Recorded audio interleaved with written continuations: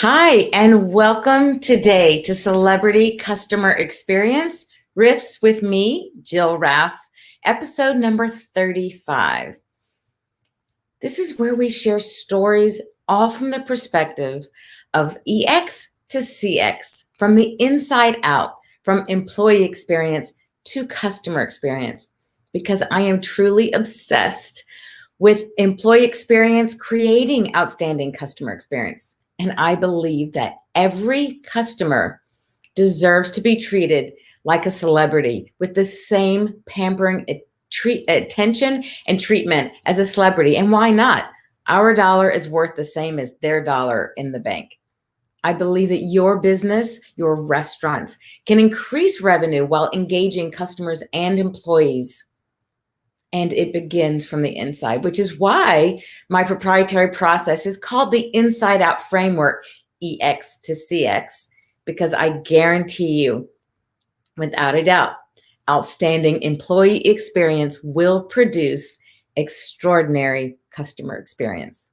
So why am I so driven and passionate about this, obsessed?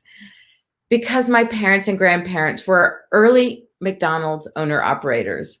Their first store was McDonald's number 150, opened in Ocala, Florida, March of 1959. And sadly, today, I've experienced, and I am sure you have experienced, so many brands, so many companies now have lost that connection with their people, have lost the connection with their customers. And I think that's created from the lack of hands-on, of involvement and engagement with the company leaders, with their people. And long gone, sadly, are the days where the managers, the owners would be involved, would be engaged with their people and do whatever is needed to take care of their people and create those relationships with their employees and the customers. Now, due to my upbringing in the Mick family and careers across multiple industries ranging from fashion to real estate to food and restaurants, spanning seven countries where I've worked in service industries across the globe, the common golden thread for me was always that customer experience piece. And it really resonated from the values that I learned. Ray Kroc's value of QSC and V, quality, service, cleanliness, and value. So naturally, I'm teaching the ABCs of QSC and V.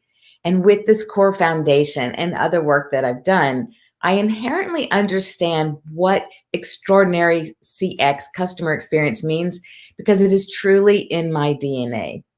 Now, I want to welcome everyone who is going to be joining us today live. If you are, please write a comment. Let us know you're there so I can incorporate you into the conversation and post your comments. If you're watching the replay, thank you as well. Just as good. And feel free to still write that comment and tag me so I'm sure to see it, and then we can engage that way in the replay. So today's episode is about how we maneuver when life throws us a curveball. How do we handle the unpredictable things that happen in our life? Because that is life. You know, there's the saying, I had all these great plans and then life happened. But that is life, right? We can never predict what's going to happen. It's what we do with it that makes the difference. Now, I think for most of us living today, shy of World War II, which was pretty massive and impactful, I think this is the largest thing, the most traumatic thing in most of our lifetimes, dealing with the coronavirus and this global pandemic. Psychologically, it does take its toll. And it's very similar to death in a way that there are stages, there are true psychological stages that have been identified to deal with our emotions, to deal with what's going on in our brains and our bodies, and how we handle these huge stressors from tragedies and griefs in our lives. And those 5 stages are starting out with 1, denial. Unfortunately, I think a lot of people are stuck still in stage 1.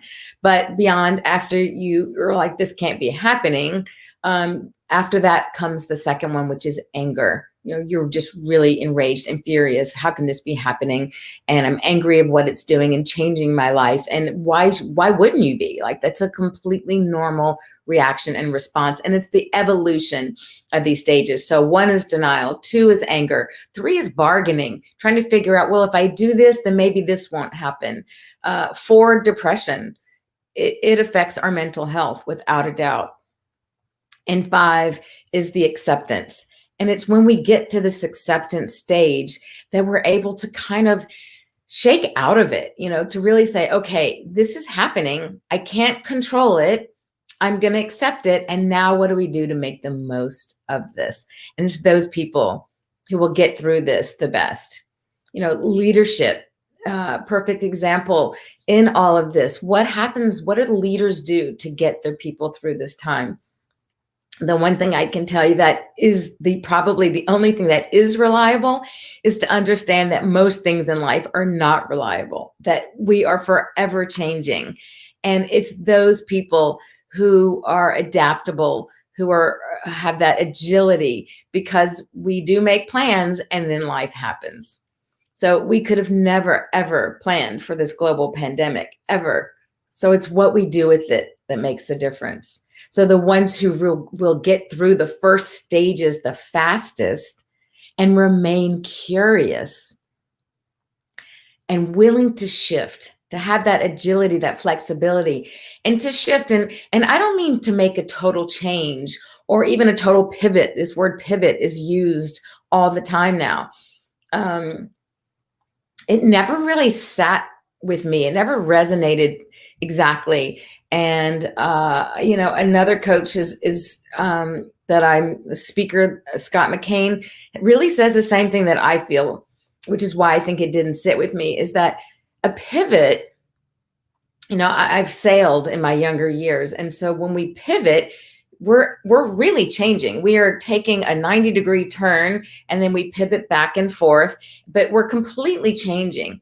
And instead of pivoting, it's a shift. It's a slight angle change of what's going on. And I think when we become curious and we make those small shifts, that's when we stay strong.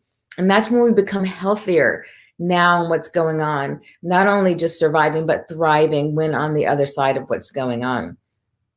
So let's talk a little bit about all the things that COVID, this pandemic, has taught us. I think that no person is better than the other. I think we have learned that we are all in this life together. We are all in this together. And I think through that, we have seen that this horrendous coronavirus, it has no judgment. It has no care what you look like, what you think, how old you are, no matter what. It doesn't see anyone differently from another. And I think that's something that we can take forward into our lives, into our business lives, into leadership, to recognize that everyone is in this together and we are all the same. And we need each other. We need each other to be happier and to, again, not only survive, but to be more productive. Susan Pinker's TEDx talk, you may have heard me mention this before because I love it. And I think it's so powerful. Her talk, and they did a survey and they found that the leading indicator of long life is that interaction, those connections, human to human social connections with another person. And I think that we've really learned from this virus, this pandemic, that we need each other more than ever. We're craving that connection. And I think it's still something that we can manage to do. I think that we've learned to take care of one another, especially those less able and less fortunate than we are.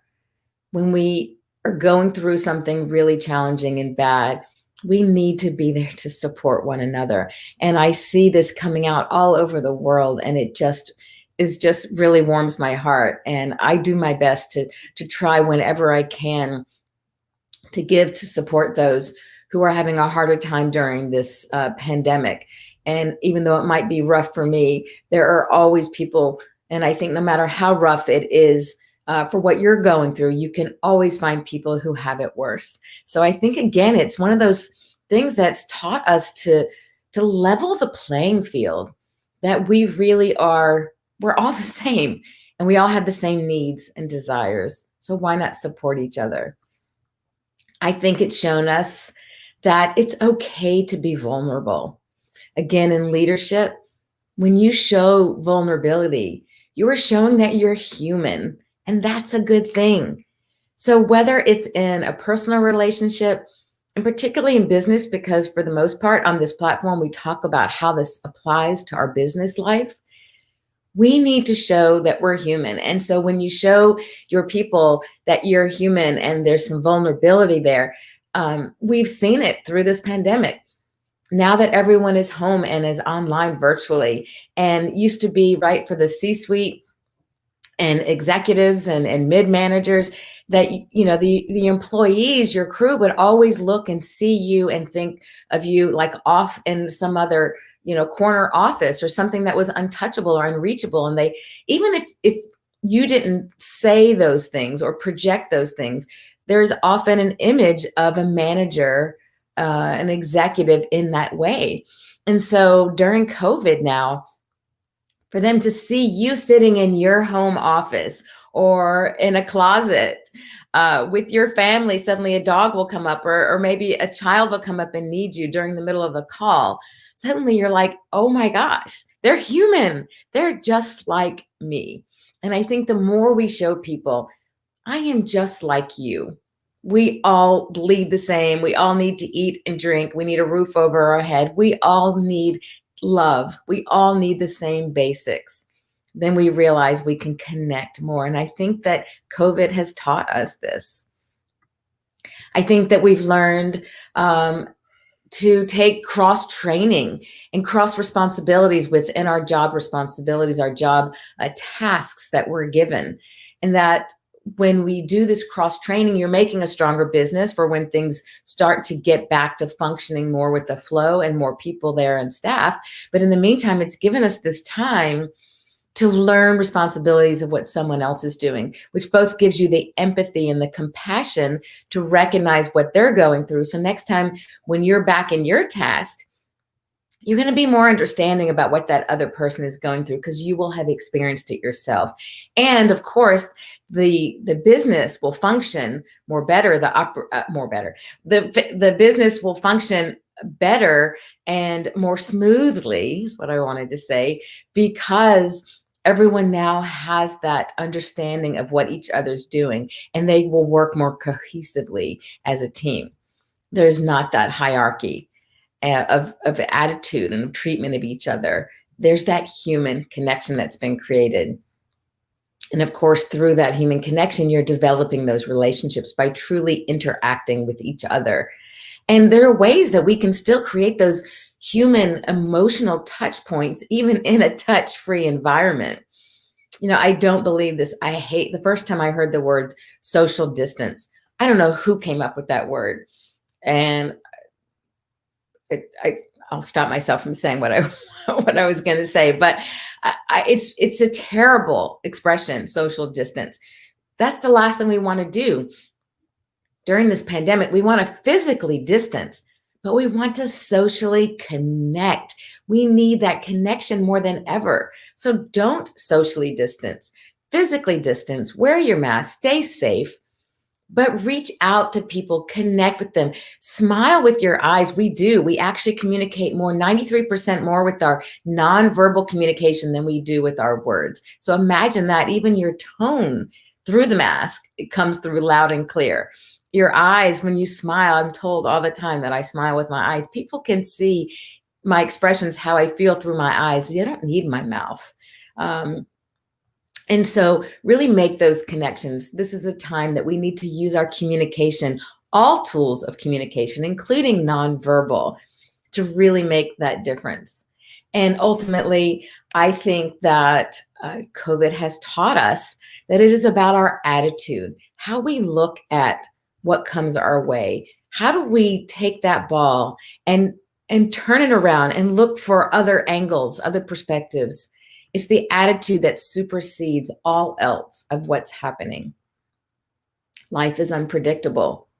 And I think when we live it, every day, each day in gratitude, then that's also a way to deal with what happens that's unpredictable in our life. And last week's episode 34 was all about living in gratitude, being gracious and having gratitude for life and in our work, for our personal lives and in our work. And I think that really makes a big difference.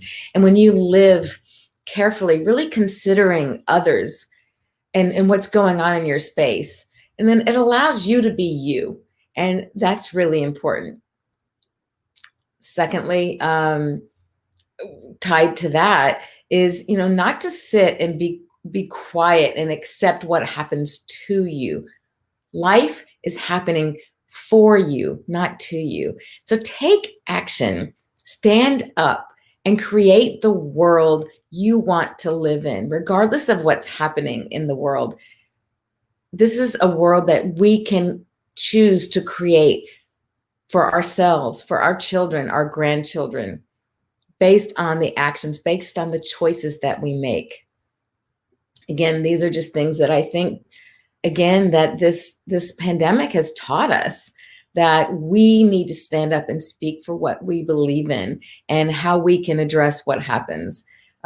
We each create our lives based on those choices. So don't be afraid to make a decision. If it's not right, that's okay. So the next time, make a different decision and see what happens. Einstein actually said the definition of insanity is doing the same thing repeatedly and expecting a different outcome, a different result.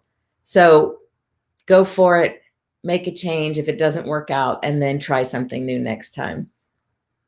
I think when it comes to the global pandemic, there are things that we as individuals cannot change, but there are many things that we can change, and we have to accept the things that are not. I don't know who said this quote, but I love it, where they talk about accept the things that we cannot change and change the things that we can. So to go into that depression and get ourselves so worked up and upset about a scenario that we have no control over is a waste of emotion and will bring you down and will have nothing positive to come from it.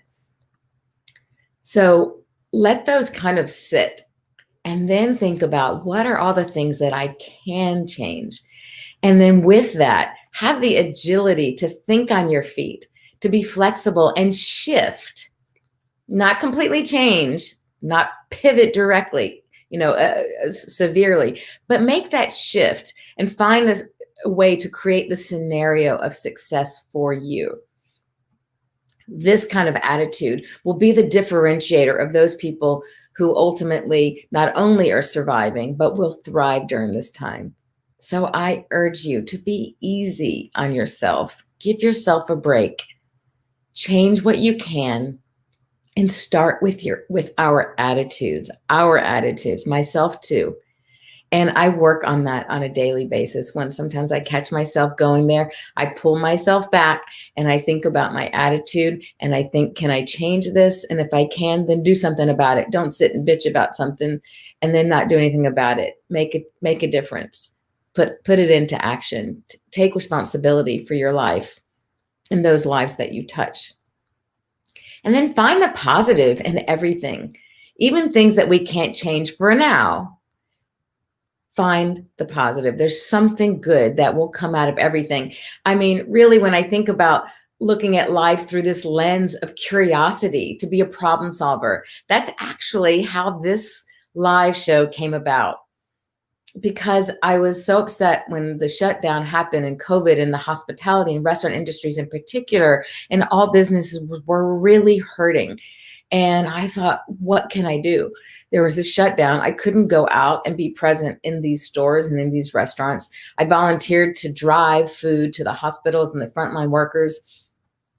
But it wasn't enough. Like I wasn't able to really do anything. And then I thought, I have this wonderful platform. I've been given this opportunity and the privilege I'm grateful for on LinkedIn to do these lives. And so I started this live show and interviewing other people so that they could teach others who were listening and watching on ideas of what they can do during this time period, to give voice to those businesses and those people who are wanting to make a change and who are out there taking action to impact others so that they can make a difference. So I'm grateful that that came about because of this, because I chose to think about what can I do differently. I can't just sit here and do absolutely nothing. So stay in growth mode, stay in the growth mentality, not a fixed mentality, which is basically a mindset of stagnation. And that is detrimental to you, your personal health, and to all those around you. And you have so many gifts to offer the world around you. Even you, one person, you can touch so many. So please stay in that growth mindset. Be curious. Take that action. And I thank you for listening today and for being a part of my EX to CX community, for caring and daring to make an impact, to make a difference. Stay curious and grow. And I thank you for staying curious and growing even through this pandemic.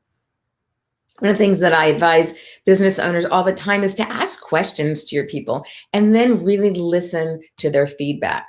So, of course, I have to do the same. I would love to hear your thoughts, your ideas, your challenges. Speak to me. Give me your feedback. Tell me what you like and what you don't like here.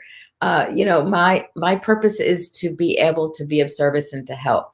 So if you also want to speak to me directly, I always forget to do this. Let me add my contact. Oh, I hope I think I just deleted it by mistake. Oh my goodness.